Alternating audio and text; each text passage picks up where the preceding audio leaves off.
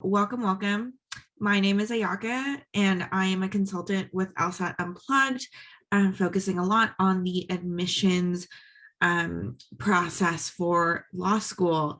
I've been with the LSAT Unplugged as a TA for about a year. And in that year, I got really into going into applications, helping people write their essays, personal, diversity, optional, addenda, all of that fun stuff. And I became a consultant in that. So I'm happy to be here. I'm excited to kind of answer all of the questions that you may have. Glad to see so many people here show up on their Sunday. So thank you all for taking the time to do that. I know it's the weekend going into Thanksgiving, so we might be traveling or we might have plans with family, but I really do appreciate you taking the time. So today, I know in the email that Steve sent out, he was talking about how this class can help you customize your application for law school, which I think is really important. And it's the piece that people don't think about until maybe a couple weeks into kind of setting up their application.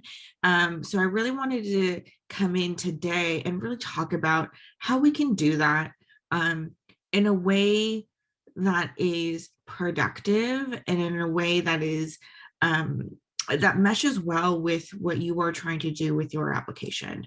So I'm going to do a little spiel in hopefully in about 10 to 15 minutes, and then I'll open the room up to questions. Feel free to either put your questions in the chat, or once I open the room up for questions, you can also come off mute and ask questions. So hopefully that works for y'all.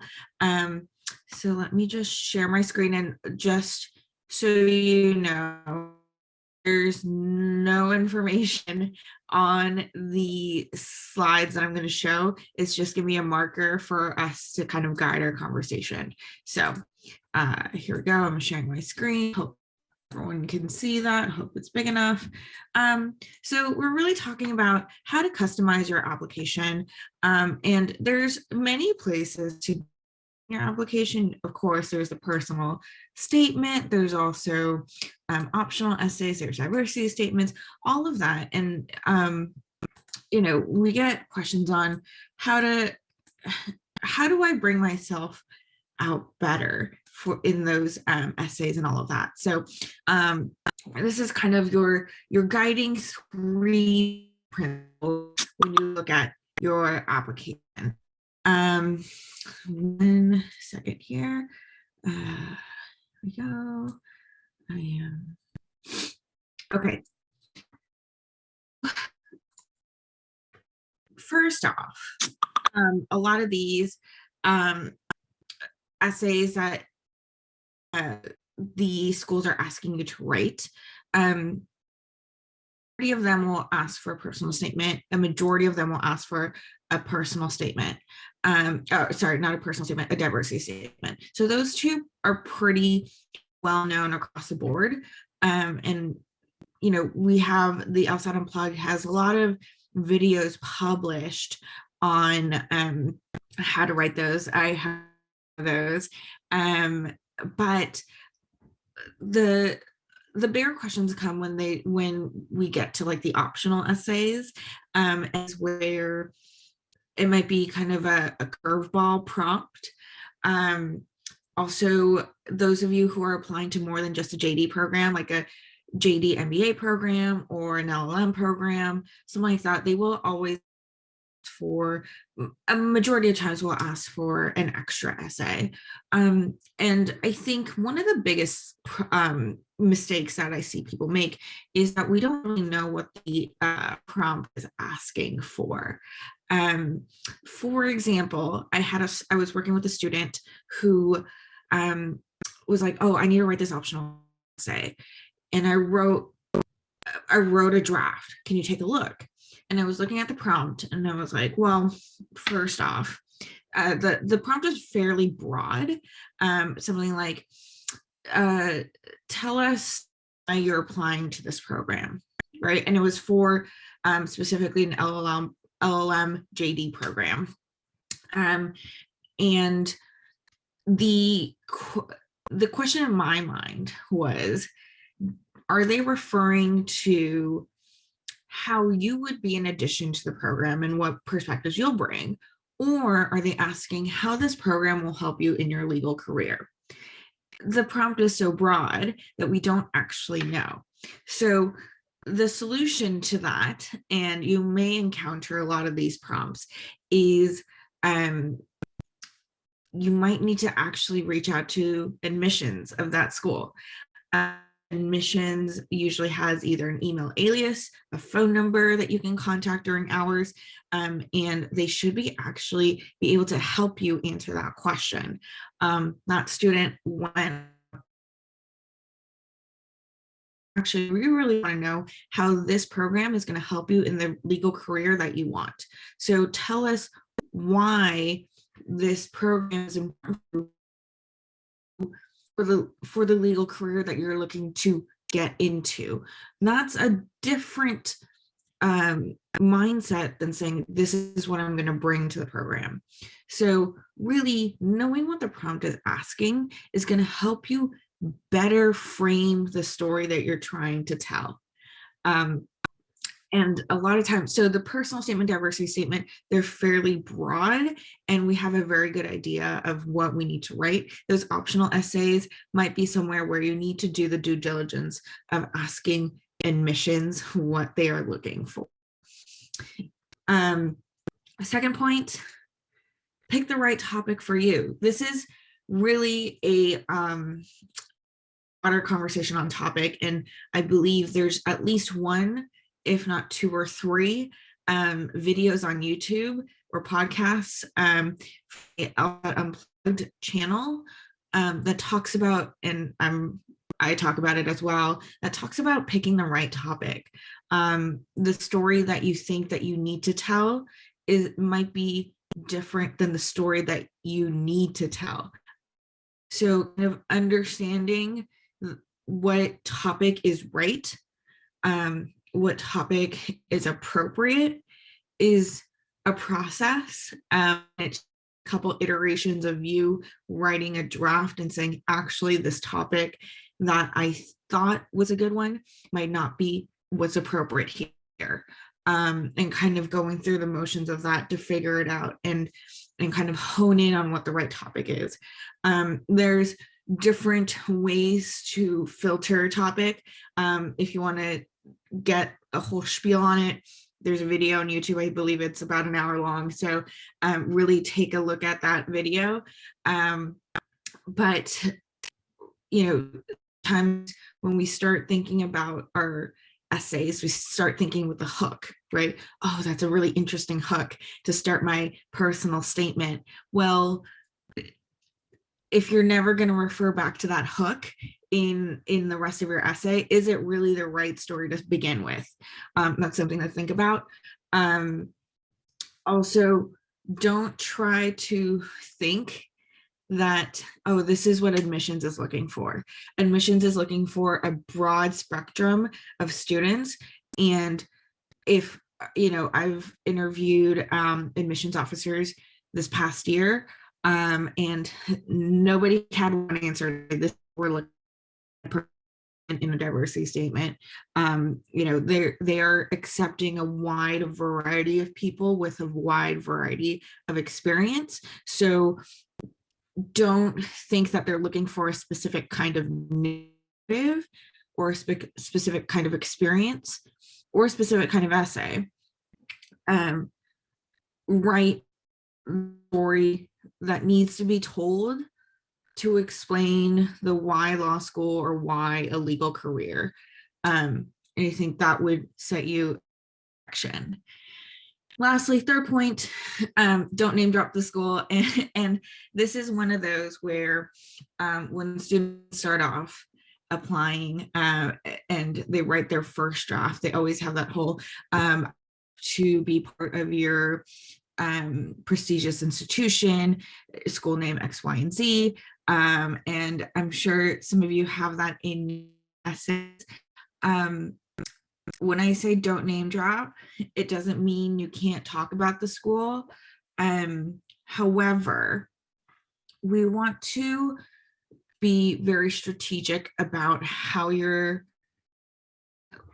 tailoring you say to that school. So I don't believe that putting a school's name into your essay is enough if you're trying to appeal to admissions that you've done your research and you think that school is a right fit for you. If you're just name dropping the school, that is not enough.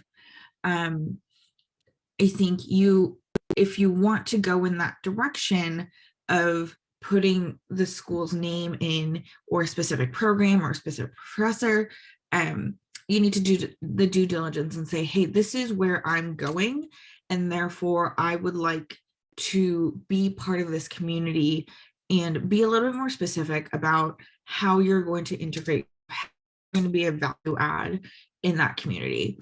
I think it's a dangerous technique to just name drop a school and have 14 different essays with different school names in it. Every year we hear admissions officers say, I got a essay with a different school's name in it.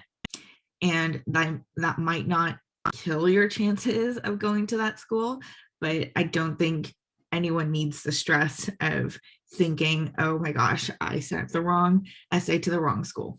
So if you're going to name drop a school, don't even do it. Just write a generic essay that you can send to multiple schools. And if there's a top school out there that you're like, this is my dream, this is where I want to go, this is where I want to be, then maybe customize that 1 or 2 essays. But beyond that, I don't think that's where your time and energy should be going. So that is really it for my spiel of, your kind of how to make that application stronger, more customized to who you are. I would love to open the floor up to questions if I can find the chat box here. Feel free to drop any questions in the chat. If you want to come off mute and ask a question, happy to answer any questions around applications, essays, letters of rec, timing, any of that.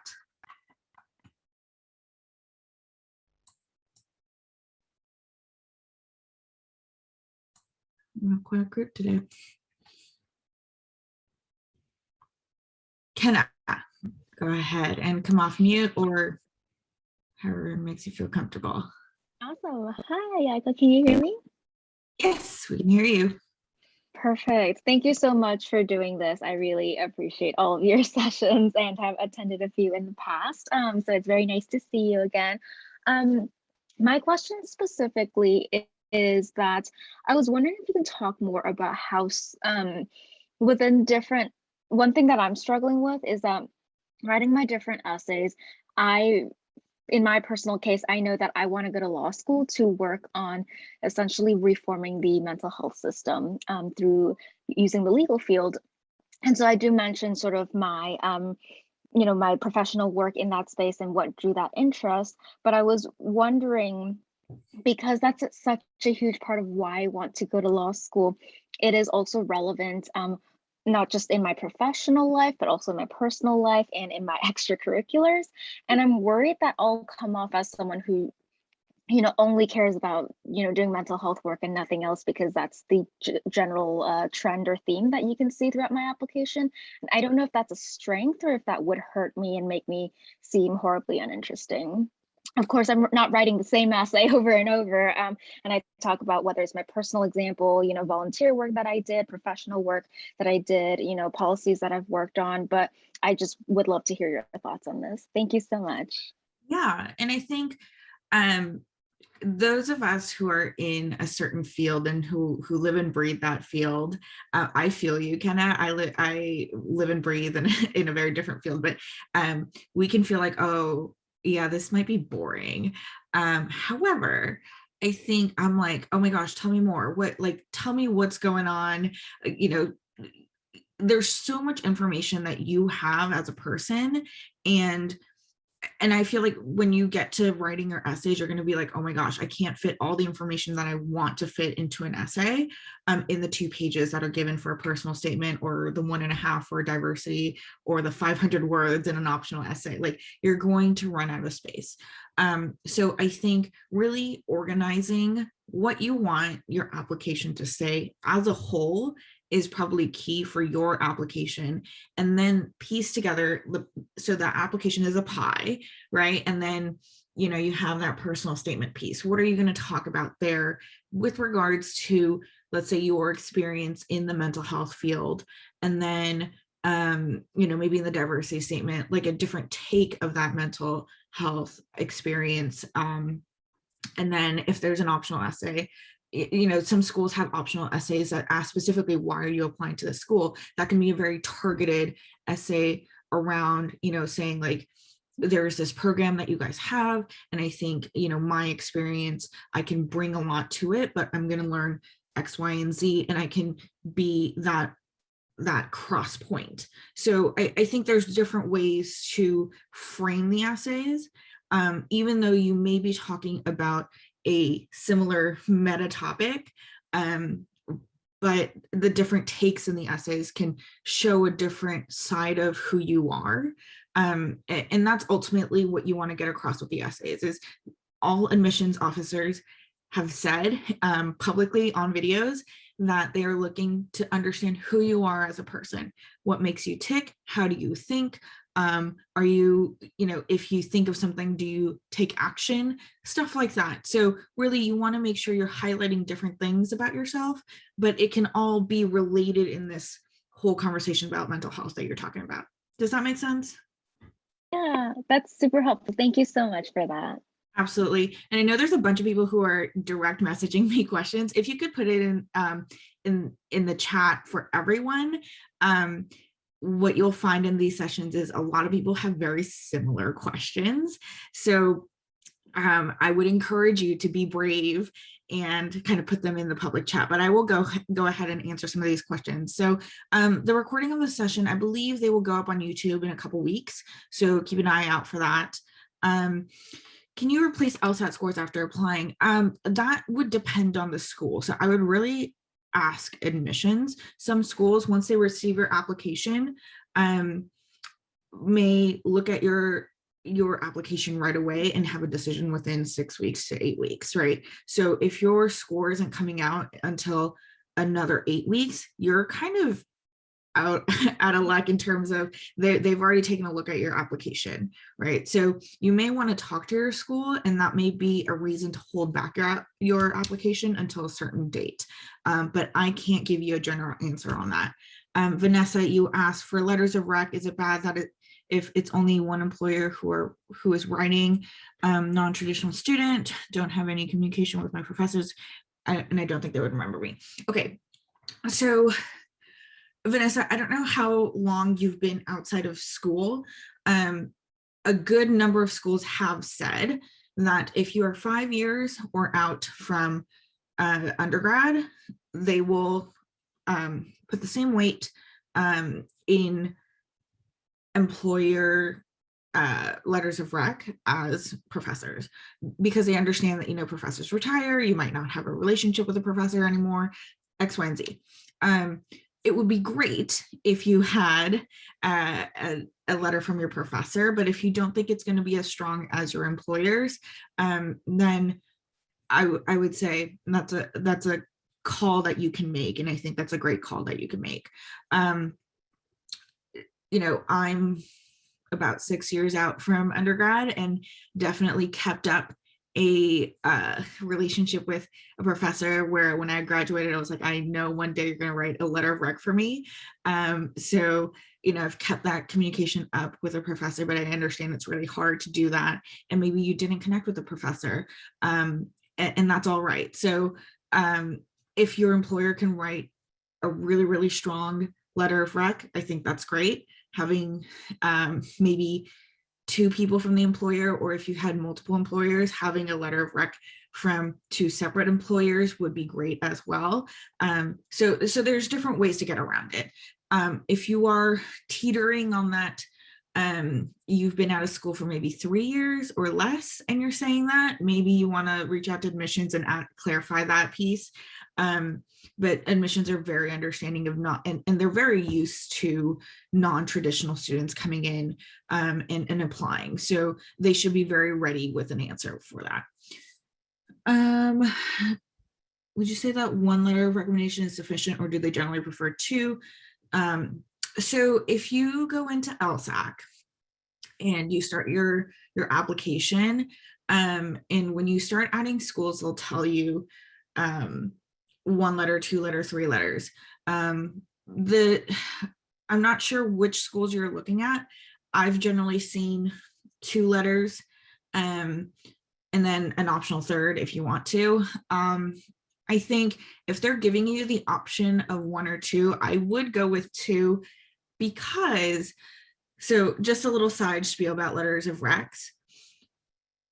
If you were asking either your professor, employer, someone, hey, can you write a letter of rec for me? And they say yes, and that's all you've said, I think that's a missed opportunity.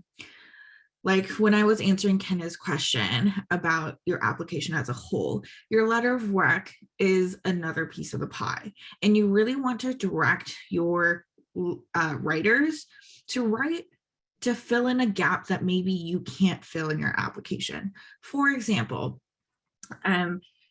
if you have a not so great GPA going in, but you had a great experience with the professor and you showed up well to that class, and you say that's actually how I can show up at law school, then to that professor, you really should be saying, hey, I'm applying to law school. I don't have the best GPA, but I felt like I was the best student I could be in your class. Can you write a letter of rec that reflects how I showed up in that class? And then, if you have it, have, writing samples that you did during the class, significant projects that you did during the class, and kind of supplement that ask and say, here are the examples of my work that I did during your class, just to jog your memory. And that can really fill that gap. It can't boost your GPA, but it can give insight to say, hey, maybe overall GPA wasn't great, but this person shows up very strongly in class. And that maybe there's other factors that are going into that GPA, but that letter of rec can really help you elevate that. So when I see a question about, should I just send in 1 or 2, I think that's an opportunity to fill in any gaps that you may have in your application. Maybe you don't have gaps, and that would be great. But if you feel like you do, then I think the letter of recs can help you boost your application in different places where you can't necessarily. For those who do not have professional experience that relates to law school, how would you recommend strengthening your personal statement to make yourself stand out? So I think that would, Alina, that's a great question. When you don't have professional experience, you can, you have 4 years of school that you have experienced. And these past 4 years has been an interesting 4 years. And I think you can refer back to any internships you've had, any interesting classes you had, any pivotal moment in your life, maybe, that kind of changed the perspective for you. You've made the decision to go to law school as a young adult, and to kind of talk about what got you to that decision would be an interesting essay. So I think that's kind of where you can start. Also, kind of whenever I think about personal statements, admissions officers always say, hey, we want to know more about you. And I think that's hard in terms of a life event sort of mindset. And that's where a lot of people go to, right? I had a legal setback somewhere, or my family was involved with the law, or I was involved with the law, that could be a topic. But a lot of people think in that way. I would love for you to think a little bit outside of the box and say, for example, what do you want admissions to know about you? Are you detail oriented? Are you driven? Can you make your own goals, and once you achieve them, move the goalpost for yourself and challenge yourself more. Are you a self challenger? Stuff like that. That could be a lot more interesting than saying, well, I took this class and it made me really think about the legal system in America, and therefore I'm pursuing a law degree. Not a bad essay, but it could be a little bit more interesting. Chantal, do you think it's more important to turn in your application sooner or wait for a better LSAT score, turn in your application later in the process? In general, this is very general, so it depends, but I take Steve's general advice that a better LSAT score is probably better. So I would wait for, if you know for sure you can get a better LSAT score, wait for that LSAT score. My personal statement includes aspects of a diversity statement, being an underrepresented minority, various obstacles faced.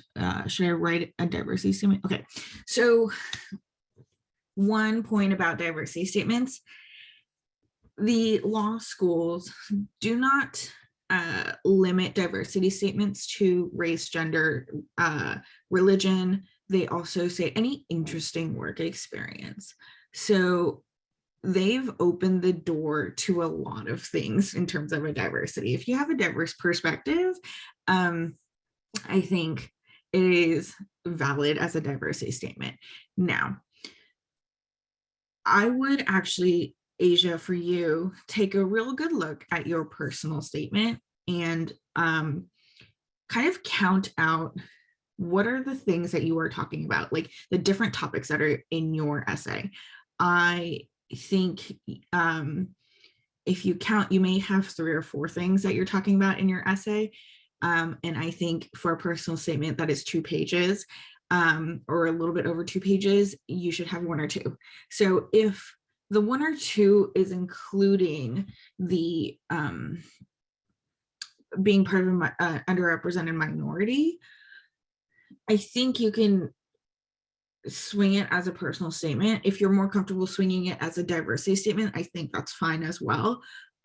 Many times what you'll find is that people start off writing a personal statement and a diversity statement, and it switches. So where we end up is that diversity statement turns into a personal statement, and the personal statement that we started off with turns into a diversity. So be flexible in that.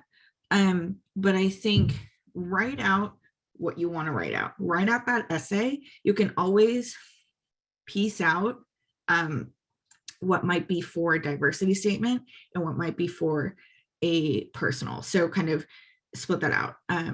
So don't be confined in the categories. Write out all the things that you want to say and then split it out. Jacob, I'm a Canadian law school applicant. In regards to letters of recommendations, do you know if the same amount of weight is put behind it as an American school? I actually don't have that answer for you, Jacob, and I would actually go ahead and call or reach out to admissions to the schools that you were applying to. And even in American law schools, letters of rec are given different weights across schools. So if you're really interested in the answer to that question, I would reach out. I'm wondering if you're asking that because you feel like maybe you don't have strong letters of rec, or you might not have the people that you want writing your letters of rec. I would really ask the school. You really do want strong letters of rec. They can turn a maybe into a yes if they show up right, and they can turn a maybe into a no if they don't show up right. So I would take some time to think about what you're doing with the letters of rec. Emma, tough go around with the LSAT this past year. Find out. Yeah. Oh, I'm sorry to hear that. Oh no. Yeah, and the Wi-Fi stuff. I'm so sorry to hear that.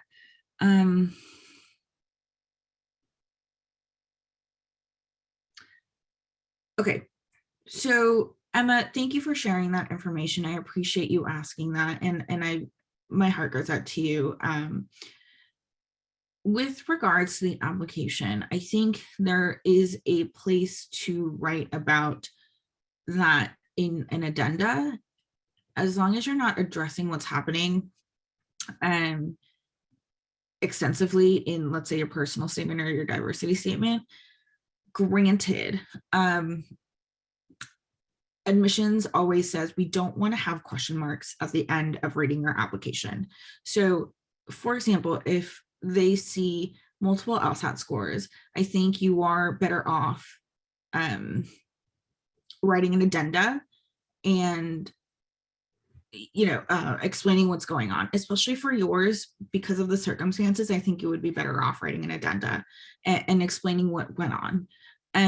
If you are planning to take the LSAT again, let's say for January, I would probably wait for that score to come out and then apply. You are still right smack in the middle of the application cycle. So I don't think you're doing yourself a disservice by waiting until January, but also address the other times and what was going on.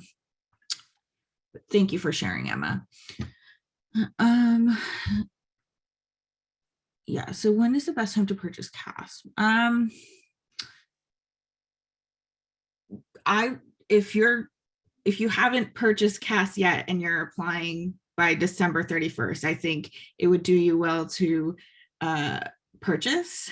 I am not LSAC, or nor sponsored by LSAC, so that is not that's not motivated anything else besides timeline. If you don't open up your CAS, you can't turn in your transcript, which because we are in the busy season and school has started, and that's school will be out mid-December at the latest, I think. You do want to get your transcripts in ASAP. They can take up to, I think, a month to get into CAS, and depending on when you do it, it will take longer. So I would buy it. First thing you should do, Layla, is to get your transcript in.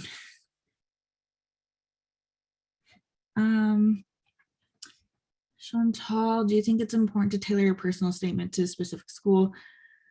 Yeah.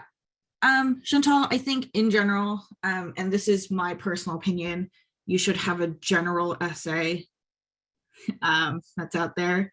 And then for maybe your school that's your top choice, or there's a specific program that you're like, if I get in here, that would be like my dreams come true. I think that is where you can bring in a little bit of personalization and customization of like, this is why I'm pursuing this specific program. I think this is a great fit, X, Y, and Z. Warning, do not kind of swallow brochure and regurgitate it. We see a lot of that. No need to talk about the beautiful campus, stuff like that's a lot of filler. Really get to the meat of why you're drawn to that program, why you're drawn to that school. And maybe you can do one or two of those, but that takes a lot of research and that takes a lot of connection. You don't want to name drop, be like, hey, I want to take this class with this professor. That's widely available information on the internet, right? So the people who have done it well have reached out to admissions, have reached out to specific departments and said, and have had multiple conversations with admissions, have had conversations with a professor and say, hey, like in my conversation with Professor X, Y, and Z, I realize that this is the route I want to go. And therefore, I am pursuing this program or something like that. So it takes a lot more work than just writing it. So I think that's something that you should keep in mind when you talk about customizing your personal statement.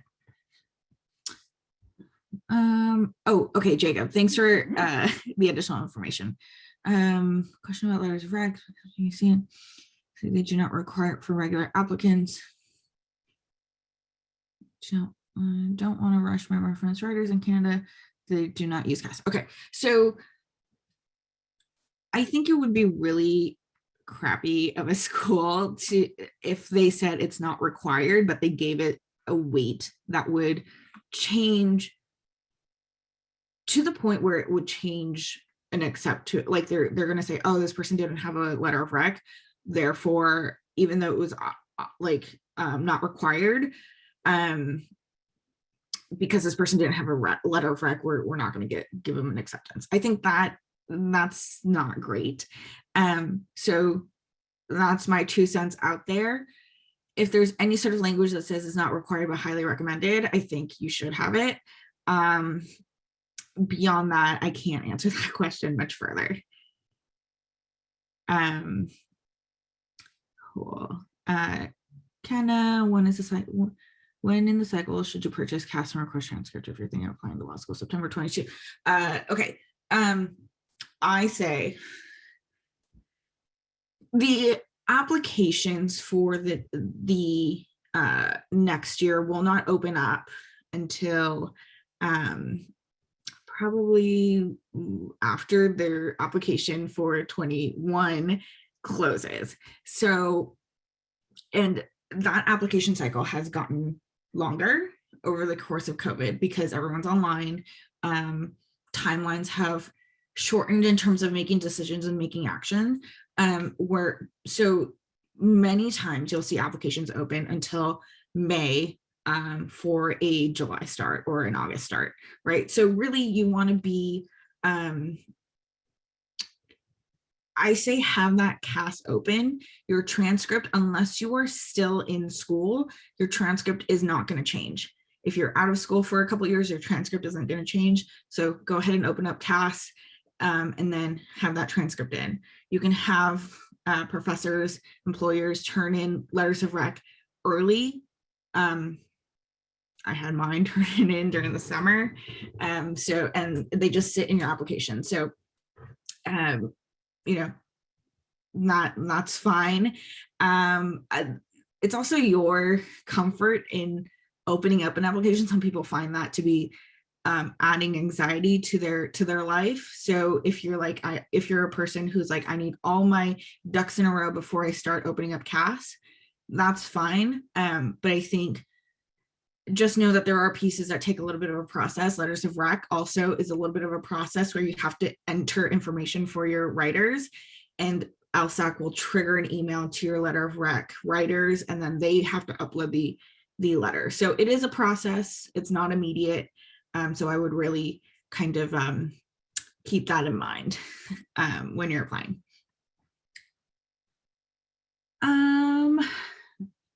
And Mike, I know you sent a direct message. So the notes, what I'm sharing here is all that we kind of went over today. So beyond that, the recording will be up on YouTube, hopefully within the next couple of weeks. Good to see you, Mike. Cool. Thank you. Thanks, Ayaka. Yeah, absolutely. That's another question about letters of rec. How long would you say is too long to ask your former professor for a letter of rec? 2 years ago, still nervous about asking the ones I had good classes with. I also don't want to seem like I'm the only contacting them for favor. Okay. I think professors are very used to people coming out of the woodworks 4, 5, 6, 10 years later asking for a letter of rec. So don't be embarrassed, number one. Number two, I had a professor write a letter of rec for me, and I've graduated in 2015. So it's been a while, and I don't think anyone's going to hold that against you. So I'm not sure where you may have reservations on it's been too long. They can testify to how you are in a classroom.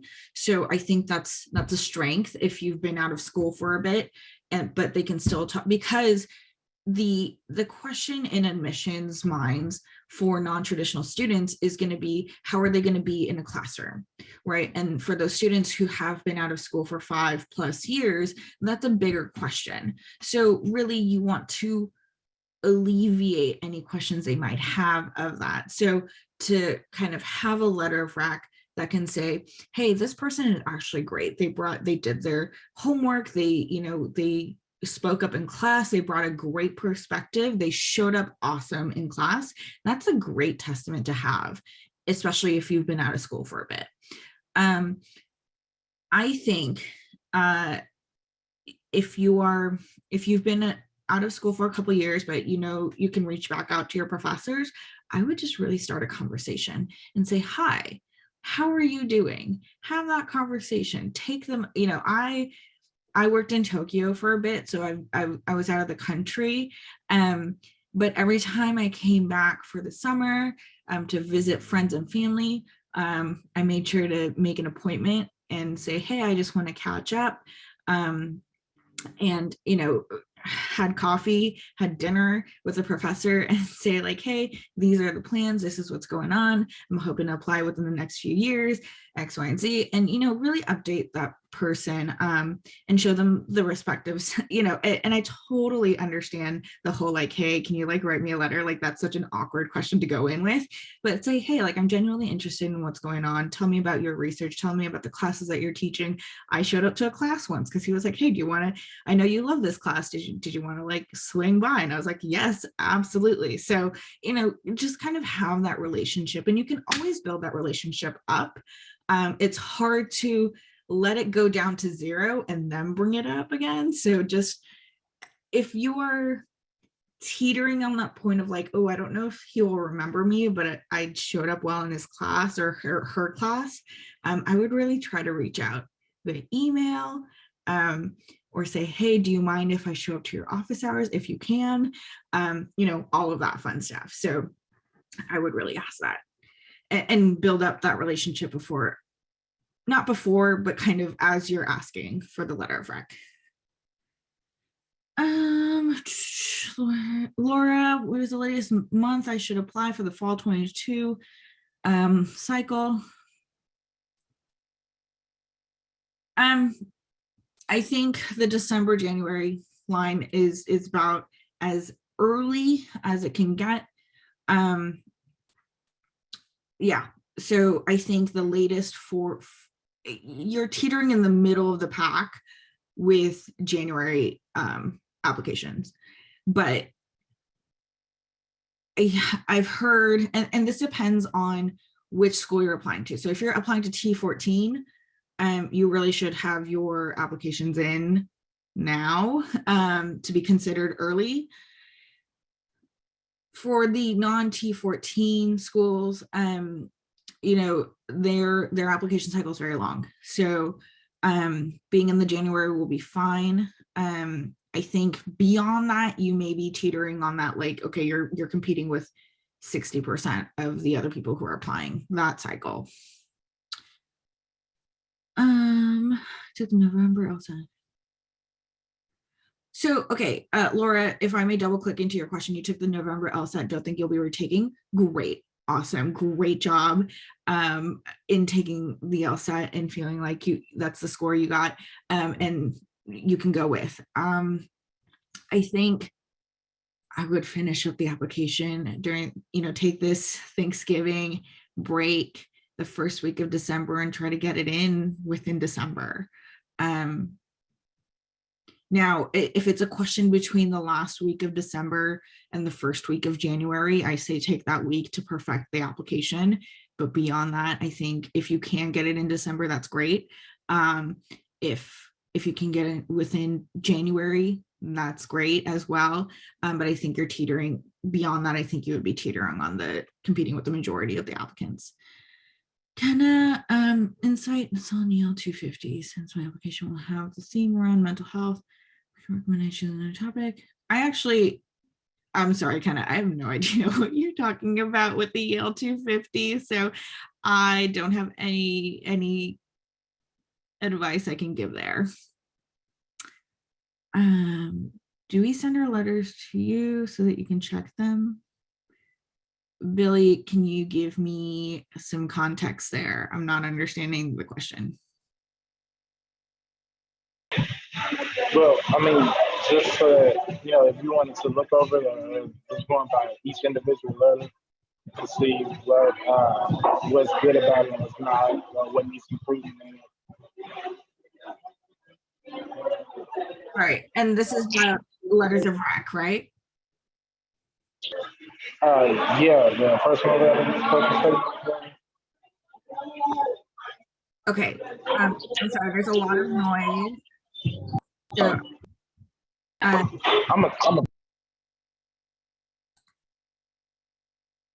okay, so what I understand, so two comments on that. If you are, I do not do, outside of the LSAT class, I do not do personal readings of personal statements and all of that outside of LSAT Unplugged class. So if you would like to get personal feedback, you would need to join LSAT Unplugged courses. Letters of rec, and I'm hoping that that's where you're asking if you can send them in and get them checked. So letters of rec in LSAC, in the CAS system, there is a place where you can check that you are okay to not take a look at the letter before it gets sent. There's differing opinions on why you would or wouldn't check that. I generally say don't check that box, or sorry, check the box to say that you've waived your right to see the letter, for two different reasons.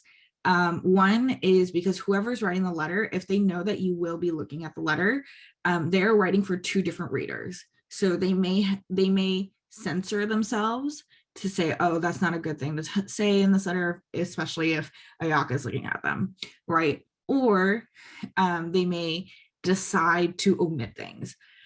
The other is that there's some sort of integrity about people who look at your application and say, oh, okay, this person didn't take a look at this letter, so they don't know what's being written here. That's why you really want to be very confident that the person that's writing your letter is going to write a good letter for you.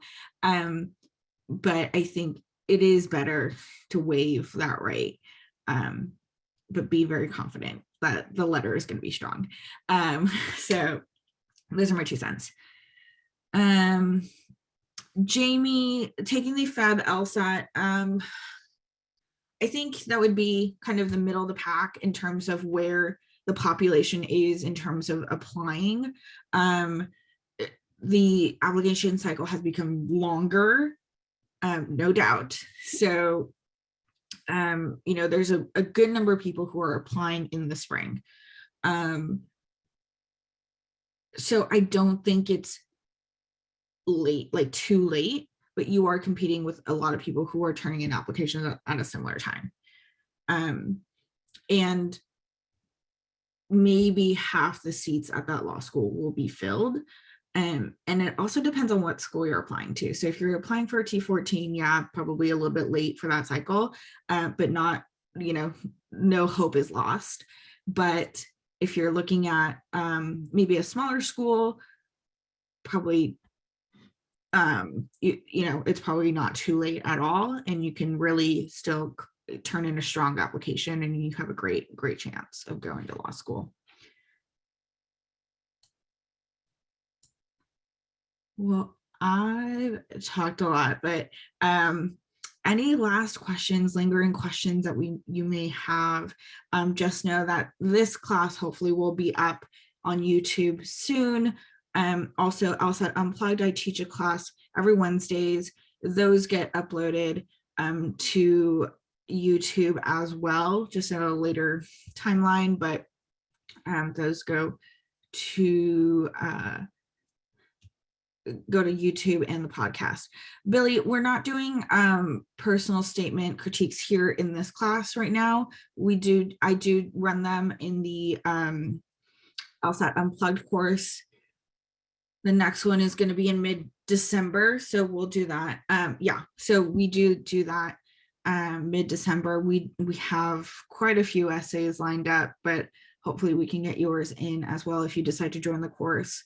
And it's a lot of hot seat coaching, not just from me, but from peers as well. So it's a great way to kind of get a perspective on your essay because, and this is something that I said in my last class, I think last Wednesday, is getting someone like me to read your essay is one thing, but also it is great to hear feedback from multiple people who are listening or reading your essay at the same time, not because, we're all experts or all of that, but because admissions officers come from all walks of life, as all of us do.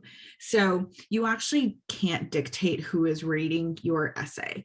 They may look like you, they may not, they may have a similar interest as you, they may not, they may have a similar background as you, they may not. And you want to make sure that your essay is speaking to in a way that is understandable to all people, but also if that is understandable to all people, but also can communicate the story where it's not overcomplicated. And this is for my people out there who have had careers and who have had a couple years of a career under their belt. It's really hard to kind of put all of that into 2 pages. Your life into 2 pages is insane. And so you want to make sure that the language you're using, the style that you're using, the story that you're telling is palpable to a majority of people. And so, people who are really used to reading essays like me, I have a certain perspective in how an essay should be written, but also people who are just coming by to read that essay, they also have a valid point in saying, hey, like I understood none of that because of the jargon or because of this thing that you're talking about that I'm not 100% familiar with, so I didn't understand it. Those are the things that can really alter how we write our essay. So really, having multiple people look at your essay is great. LSAT Unplugged admin, can we get a link to the LSAT Unplugged course dropped in the chat, please? I think there's a good interest out there, so that would be great. Sandra, so just a good LSAT course or how to make a good study schedule for yourself. So LSAT Unplugged is great. They have some great classes that you can take on a weekly basis. Every week there's classes, there's study groups, there's TAs out there. There's also a good slew of information out there that is available for free that you can utilize for your studying. I think a good study schedule, I believe Steve has some on his like the information about LSAT Unplugged. There's some free, I think, study schedules that are out there. That can help you kind of frame how you want to study. Sandra, I would love to know what you're looking to do in what time frame, and maybe I can give you maybe 2 cents about it, but yeah, there's some resources out there. Some work for some people, some don't work for others, so really it takes a little bit to find what can be useful to you. All right, we're almost at the top of the hour. Last minute questions, anyone? I'm looking for 23 entry. I'm looking for 20, sorry, Sandra, you gotta, what does that mean? 23 entry. Billy, when I say not to name drop, for people who write their essays in the very last conclusion, they say, I would love to attend your prestigious institution, XYZ university, and that's it. Like that's not helpful for anyone to have that in your essay. So I say don't name drop the school. Okay. Oh, okay. Sorry, Sandra. So 2023 entrant to law school, so you're applying next fall. You have a lot of time, and it depends on where you're starting. So I think if you know, of course, there's always the internet will tell you a lot of things. I do suggest the Power Score books, not sponsored, but having a cohort of people who are applying in the same timeline-ish, studying in the same timeline-ish would be great. And that's what I found at LSAT Unplugged. The course, they're always running courses for every level of person. So finding the right group of people and kind of going to the courses and then kind of studying on your own and having time to study with a study group, that's also important. So I believe there's schedules on LSAT Unplugged if that works for you. There's, 3-month schedules, 6-month schedules, all of that out there. And then kind of supplement that with study group, with courses, whether that's through Power Score, 7 Sage, LSAT Unplugged. I think that should help you. Emma, I think 4 pages long. I know there's some schools out there who allow up to 4 pages. I think it's long. And 2 pages is probably the average. I would really take a look at each school, what they're asking for. If they say no more than 2 pages, and if you write 2.5 pages, you're out. So really look at what the school's asking for. In general, I say have the 2-page personal statement. And if you get 2.5 pages, great. You can have those like paragraphs that you're like, oh, I had to cut it for space, but I really want to put it in. Then keep, you can have that as an option, but really keep the 2.5 pages. Even reading, I read a lot of personal statements. Reading a 3-page personal statement is long. I'm not keeping the information from the beginning, and I'm like, okay, I'm done by 2.5 pages. So keep that in mind.